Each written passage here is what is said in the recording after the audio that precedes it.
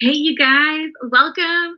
Wow, hasn't this day been so exciting? Jingle and mingle, so many fun tips and just bits of knowledge, and always just exciting to learn new things. And so, you guys, my name is Jenny Rayleigh, and I'm really excited to be doing this class with you.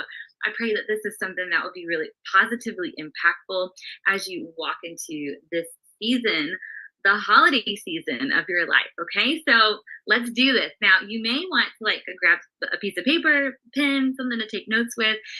If you're not driving or things like that, because I am just imagining that this is something that is going to create positive change in your life. And so, I want to ask you, what if I told you that you could have a Christmas season better than the last every year? What if I told you that? Like, wouldn't that be so exciting? Um, and so I do want to ask you lots of questions today to help get your mind thinking about what could be a few small changes that you could make that would make this Christmas season better than the last. So I want to ask you first, have you ever had a Christmas where maybe you were anxious, or maybe spread too thin, or maybe just felt empty, or maybe other kind of feelings similar to that? Maybe feelings that you just are not wanting, not ideal. Um, and I think it's important to bring some of that stuff up, because then this will help us navigate what it is that we do want. And so if you are, whether you're with me live or if you're catching the replay, I would love for you to share. If anything, what are the things that might bug you about the holiday season? Now we're not gonna sit here too long, okay? We're gonna transition and start, moving into problem solving mode and not sitting in the negative.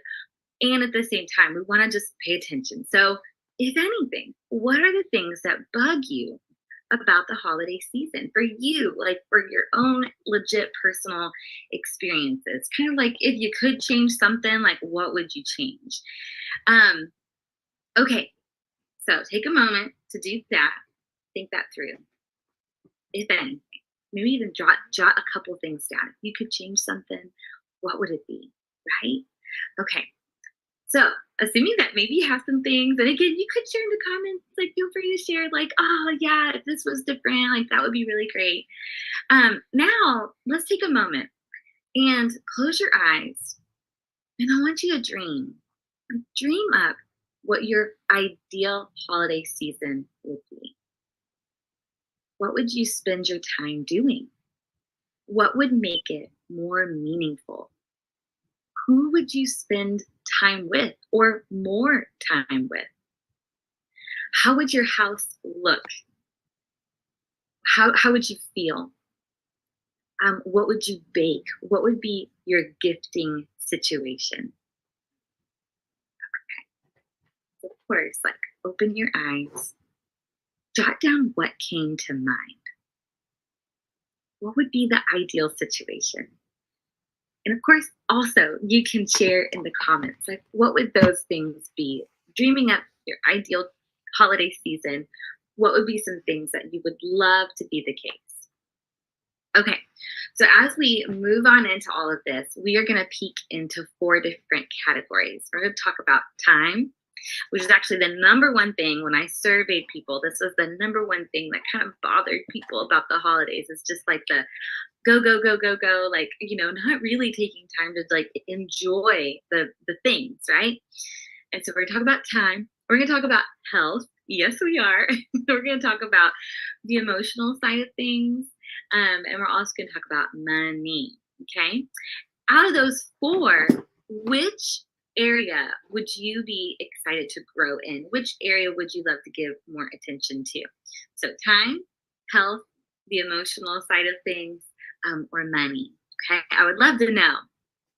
And as we ponder through these topics, there might be some things that do bug you about your own holiday experience that don't fit into one of these categories.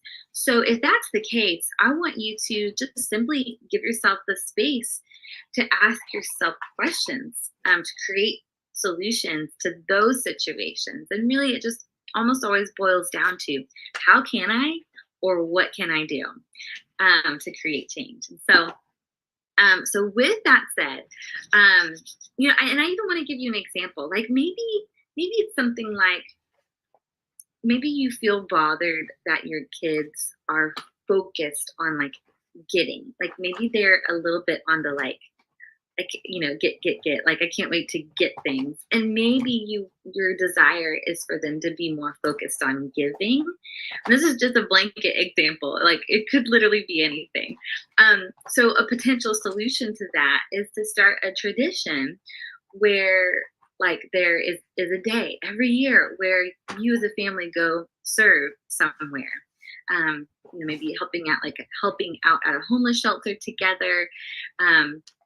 Or maybe it's like a day of random acts of kindness where you go out and about and you guys like give gift cards to people randomly in a store or something like that. So you could implement something that could create that kind of solution of helping your kids shift toward giving and the joy of like being a blessing to others. So anyway, just one little tiny example for that. And so, okay, let's talk about time. Step number one, when it comes to time, if you're feeling overwhelmed and you feel like, there's so much to do and you feel like your head is swirling, the very first thing to do when you feel that is to make a dump list. Make a list of everything that is in your brain and dump it on paper. And it's just, so for this, you would just simply make a dump list for really now until the end of the year. What needs to get done? It could be Christmas related. And it could be not Christmas related, but just the things that goodness, I have a lot to do. It could be even as small as like you need to, maybe you have an outfit that you need to return, or whatever, like anything that's on your mind that you're like, this needs to get done. Put it on your list, okay? Dump list, write everything down. That's step number one. Once you have your dump list, then really there are 4 Ds when it comes to a dump list. Either on the dump list, you can dump it, like when you think about something that's on your list. With everything on your list, you're either going to dump it, like maybe it doesn't actually need to get done. Like maybe it's time to stop thinking about it and you're not going to do it. Let it go. The second D is to delegate it. Who could take that task for you? Who could do it? The third thing is you just do it. Like maybe you are the one that needs to do it. And so there's that. And then the fourth thing is delay it. Could it be something that can get done in a different season? Maybe like after the New Year's or whatever that might be. Okay. So that's helpful to organize that. And then, so really once you do that, you have your list, then you want to star the most important things. Put stars next to the things that are really important to you. And so on this dump list, it's like everything that you need to get done, but you can also include the things that would be important to you, that you would love to do. Like maybe it's important that you go to the Festival of Lights at the zoo with your family, and you really want to make sure and protect time for that. So make sure that goes on your list. And so you just put all that there and star the things that are important that you know that they have to get done. Put an X next to the things that don't need to get done. Like maybe, and maybe you're simply doing them out of obligation, but maybe you really don't have to. And so put an X next to those things, the things that don't need to get done, the things that are not bringing you joy, and that maybe they're kind of an obligation. And so, and what do you do with that? What do you do with the things that feel like an obligation? For that, maybe you need, there might be someone that you need to have a conversation with. Like maybe it's something that talk to your husband or your parents or whoever. Like, hey, is this thing actually important for us to do? Like, it kind of feels like to me, just have a conversation about the thing. And you might find that they also are like, like, we don't have to do that. We could eliminate it. Maybe it's also feeling like an obligation to them too. But then of course, maybe it's something that maybe for you, it may not feel that important, but for maybe your husband, it might be like the thing that is so meaningful for him. And then in that case, then, you want to compromise, or, you might want to talk about what that could be. But have conversations. Don't just sit in the obligation. Um, navigate it, create change where change can be made, if necessary. So that's so good. So good to do that. And then really just get a calendar out, get paper, print out just a whole December calendar, even like November and into December. And what you get to do is start plugging things in from your dump list onto the calendar so that you can see. And it could be somewhere where everyone in your family can see. Okay, this is the day we're baking cookies. Okay, this is the day we're going to make sure and return the library books. Like, just put it all on paper. And I tell you, it will make your mind feel so clear. And it will also help you have a lot more peace. And so this is where you can protect time for the things that are most important for you. That you can really enjoy it. And when it's on the calendar, there is something in when it comes to enjoying something. Part of enjoying something is the anticipation. So when it's on the calendar, it's then even more enjoyable because it's coming. You're like, like I can't wait. I can't wait till it happens. And so that's really such a gift too for you and your whole family to know and have clarity and to experience that anticipation for the fun things that people look forward to. So it's just really great. Now, and I just want to say, you might feel like you don't have time to plan. Studies have shown that an hour of planning will save you 10 hours of execution of doing. So in reality, if you are feeling maxed out, you don't have time to not plan. Does that make sense? So it's so good. So protect that time to plan, and it will give you so much more peace and joy and more time back. Okay, let's talk about health. So the average American gains 8 pounds between Thanksgiving and Christmas. I'm sorry, between Thanksgiving and New Year's. You guys, that's 1 month. It's like a month and a week. And so to gain 8 pounds within that time frame, just give yourself a moment to ponder that. And so, of course, there are going to be treats everywhere.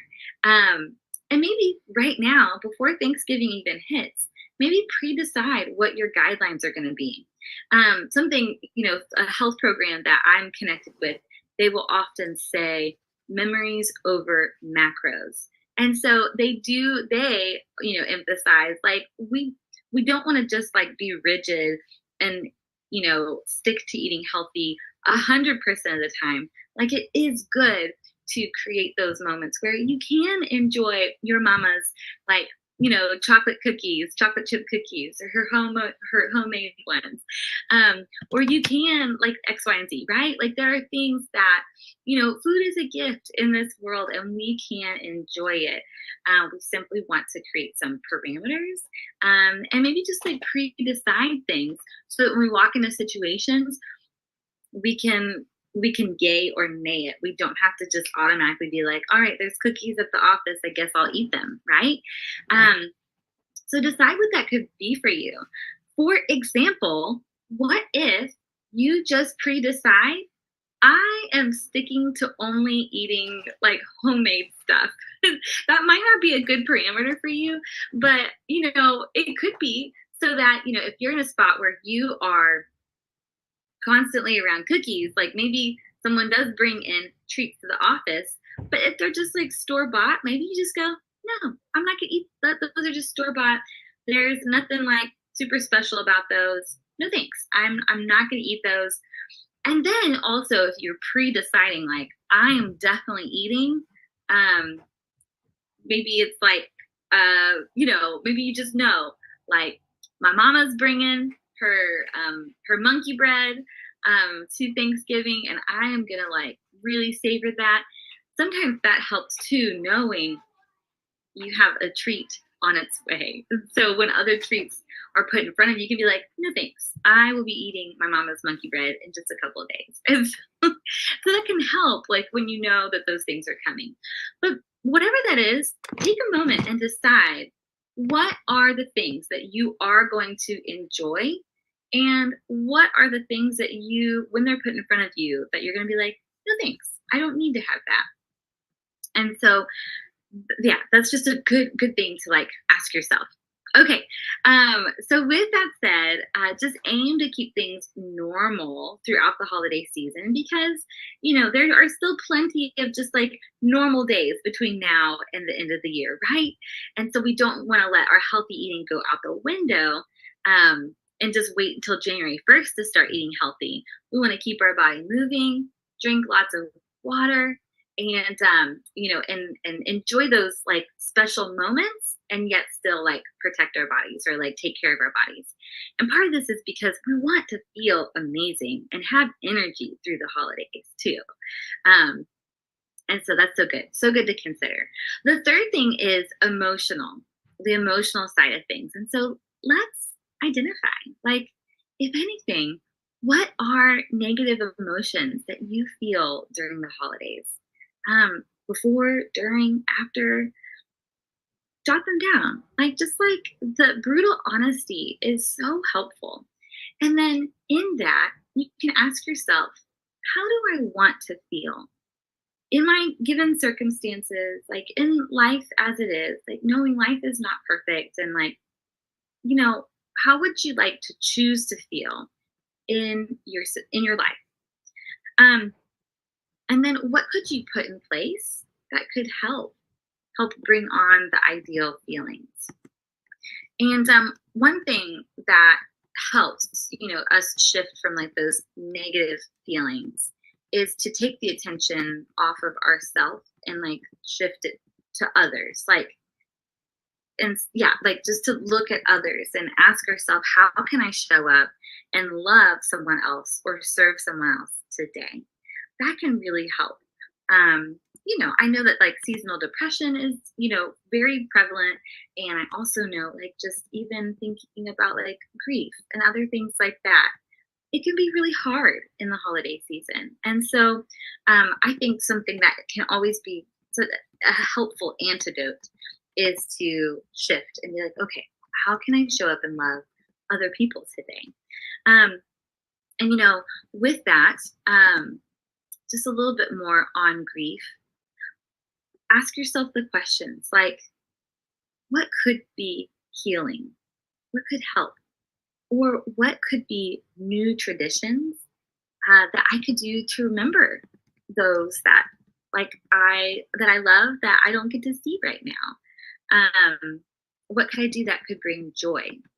And so, and this might sound really strange, but I think it can also be really helpful to schedule in grief. And this is something that I read years ago, and I was like, that is really brilliant. Because it sounds kind of crazy to think about doing that, like literally putting it on the calendar, like this is the day that I'm going to grieve. Like I'm going to journal, I'm gonna pray, I'm just gonna let it all out. Um, whatever it might look like. It might even be a day of like sharing memories, sharing special moments with other people about that person. And maybe it's writing notes throughout the holiday season to others who have experienced similar loss. And that can be really just like mending to our own hearts. And we're like, oh, I know that she's going through some hard stuff too. Like, I'm going to write notes to these people. Or maybe it's doing something really special, like maybe wearing your grandma's pearls through the month of December or something like that, where you can be like, you know what, I'm going to make this special in remembrance of that person. And so, anyway, I hope that like can serve or support you in one way or another, just like little nuggets, just to inch closer and closer to something that will be like so good, so healing. So I do want to transition and talk about money. Money is a huge thing that, during the holiday times, 50% of Americans take up holiday debt. That's huge. And so, of course, when it comes to debt, we have some options, like, or at least, minimizing debt, not going into debt, And those options are either spend less or make more. And so when we think about that, of course, step one would be create a budget. Like be so intentional about, okay, this is who I have to shop for. And so this is how much like I have to spend for Christmas.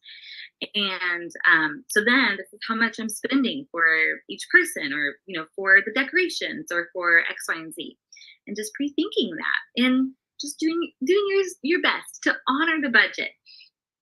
And so asking yourself the questions of like, where could I cut costs? Food, maybe it's switching where you grocery shop. Or maybe, I don't know, something along those lines. And ask yourself, what about decorating? Could my decorating be more budget friendly? Or like, can I make things instead of buying things? And so who, if anyone, could I eliminate from my Christmas list? Are there people on my list that maybe I don't need to purchase for it this year? I know that could be a tough question to ask yourself, but it's worth exploring. And maybe it's even asking, like, can I do homemade gifts? Can I do something different to where it will absolutely still be so meaningful, but can fit into the budget? And so another question is like, or something to look at is the making more money. And so I want to say 45% of Americans have a side hustle. What could you do? Like, what if that is something that could meet a need for you? What could be possible and how could it be possible? Of course, there are several options. And really, I do want to take a moment to share with you about being a Mary Kay consultant and how that could potentially be an answer to your prayers, an answer to a solution to help you have a debt-free Christmas or have more abundance to work with to create the Christmas that you want to experience. And so there are three different ways I see girls often utilize becoming a consultant during the holidays. The first is getting 50% off the product for themselves. Like, hello, it's amazing. It's amazing to have that 50% discount on products that we love. So grateful for that.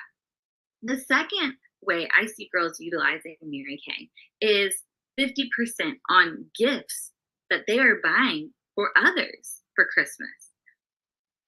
Last year, one of my close friends, Erica, she started Mary Kay at this time for that reason. And man, like she just was so excited about utilizing the 50% off to be able to get gifts for all the women in her life. So it's pretty cool. And really, the third is bringing in extra money for your family. Because listen, like when you start Mary Kay, it is like instant money.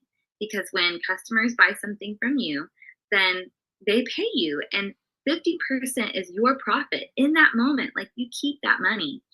And then the other 50% goes toward ordering the product. So that's really incredible. And like, if I'm your sales director, like, or whoever your sales director would be, like, whoever would be your mentor, you will have a mentor who will guide you and support you to molding and creating your Mary Kay into what it is that you want it to be, to fit into your full life and to create the income that you are desiring. And so whether that is long-term, short-term, in a big way, in a small way, it is customizable. And so that leads me into sharing, like, I want to tell you, one of my newer consultants, Kelly, she just started Mary Kay not that long ago, a couple weeks ago, and she just had her kickoff party. And at her kickoff party, she sold, I think it was $1,600 worth of Mary Kay. $1,600 in that party. The party itself took an hour, and from follow-up conversations and girls ordering and things like that, that's $800 profit in that time frame. Nuts. From her becoming a new consultant just a couple weeks ago to having her kickoff party. So I'm telling you, you do not have to wait. You don't have to, like, when you start, it doesn't have to take long for you to start experiencing the profit that could be really beneficial and create awesome change for your Christmas this year.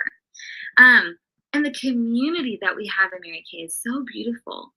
Oh my goodness, like just the positivity, the support, the love, it is like a family. And so it's something that is just such a treasured gift to those of us who are in Mary Kay. We are so grateful for it. And I know I spoke about like you would have a mentor, but truly, like the mentorship is like none other, to where you are in business for yourself. You get to decide what it is that you want out of your Mary Kay business, but you are not by yourself. You are automatically linked up with someone who loves you, cares about you, and is there to serve and support you to grow your Mary Kay to what you want it to be, and who like knows her stuff, like, who's been around the block, who like has been there and can help you grow in your Mary Kay the way you want. So that's pretty cool. And so with that, if you're in a spot where you're like, okay, yes, I would love to have a plan on how to bring in an extra $200 or an extra $2,000 this month. So whatever that is for you, like it is possible. Um, and so now really is like such a great time because, yes, like you start and then you can use that money to create change this Christmas and beyond, like all the Christmases beyond. Um, but the other thing is when you start now, it actually will also be a tax write off because you're starting just in time for the new year. So those tax benefits are actually really exciting. So I do want to tell you, when someone decides to start Mary Kay, you can either start for $125. So the $125 comes with the starter kit, which has around $400 worth of product, training materials, supplies, catalogs, all the things, plus a website. Or you can start Mary Kay for $35, and that's the virtual option. And so the virtual option, you get the materials. There are not products with that. You get the materials and you get a website. And what comes with both is your mentor, who's going to guide you and walk with you through your Mary Kay journey. So, I mean, goodness, like, I just want to like bring something to you with all this, because you want to experience financial freedom this Christmas. And you know that if this is something that would meet a need for you, that starting, like moving forward with Mary Kay is something that will help you do that. It will help you have that financial freedom this Christmas. So I want you to picture this. I can see it now. It's December 23rd, and you used up the last piece of tape as you wrap up the final Christmas present you bought for your family. And the smell of pine appears as you walk to your Christmas tree and you set down that gift as if it were the final piece to the most beautiful puzzle you've ever seen. You cannot believe it. In this moment, you flash back and think of how 5 weeks ago you just started your Mary Kay business. And you were so proud of yourself because this was the first Christmas you were able to pay for with money you made. And you were able to get the gifts that you wanted for all who you wanted. And as you admire every single gift under the tree, you tear up because you realize that this Christmas made a turning point for all Christmases moving forward because of the income you now bring to your family. That's the picture you want to see, isn't it? Well, girls, I hope that this has been something with those 4 different topics we talked about. I hope it's something that will create positive change in your life in one way or another. I do want to ask you, because it's so helpful for you and for us to meet your needs and to serve and support you. I do want to ask you, since I touched on Mary Kay and knowing some girls start Mary Kay to enjoy that 50% discount, or for themselves or for gifts for others, or some girls decide they do want it to be something that can bring in that extra money for their family. And so I want to ask you, if you were to decide your interest level, what would you be? A, B, or C? And A is absolutely, I want to give it a go. Why not? It is only $35. I would love to do this. B would be borderline. I'm kind of thinking, maybe yes, maybe no. I'm not sure. Maybe give me some more information, but give me some time to think about it. And then C is happy customer for life. Like you are happy to support your consultant. You're okay paying full price for product. You don't want to make extra money and you love your consultant so much. So put A, B, or C in the comments.